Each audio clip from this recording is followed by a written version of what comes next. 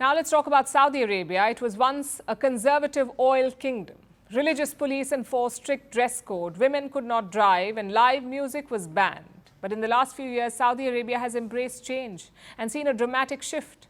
It is shedding its conservative image and diversifying its economy.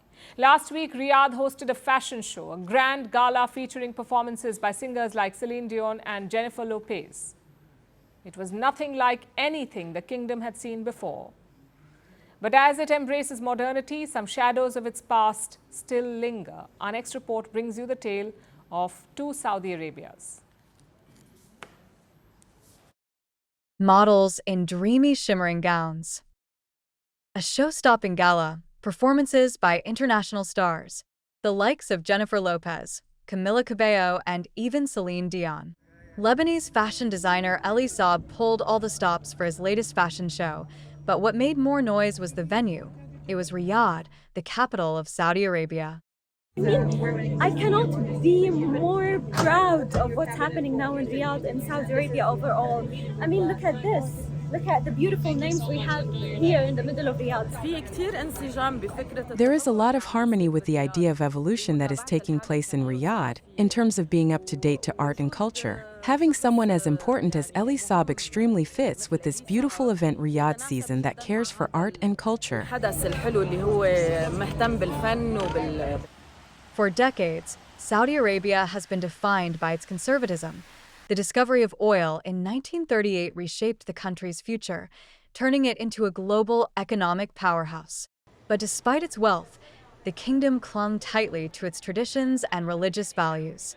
After all, it was the birthplace of Wahhabism, a movement adhering to a strict interpretation of Islam. It shaped every aspect of Saudi life, from the justice system to the daily lives of its people. Until 2018, women here could not even drive cars. But the 21st century brought winds of change. Under the leadership of Crown Prince Mohammed bin Salman, Saudi Arabia launched Vision 2030. It was a bold plan to diversify its economy, reduce dependency on oil, and present itself as a modern, progressive nation. It's about reshaping how the world sees Saudi Arabia, and perhaps more importantly, how Saudi Arabia sees itself. Events like the Elie Saab fashion show are just one of the many examples. The kingdom is embracing concerts, parties, sports events, and even art, all to showcase a new Saudi Arabia. One that's eager to welcome the world and shed its conservative image. But this transformation comes with stark contradictions. Even as the kingdom dazzles the world with concerts, its justice system remains one of the harshest in the world. In 2024, Saudi Arabia executed 101 foreign nationals, which is more than the combined figure from 2022 and 2023. Human rights groups have criticized Riyadh's rampant use of the death penalty, calling it excessive. Most of these were foreign workers in the kingdom. They often also lack access to fair trials. So while Saudi Arabia showcases a modern face to foreign tourists, the reality for many, especially foreign workers, is vastly different. The executions are a stark reminder of that of Saudi Arabia's dual realities, glamorous events for tourists and celebrities versus stringent punishments for others, showing that for the kingdom, even reforms have their limits. Riyadh's younger generation, inspired by global trends, is eager for change.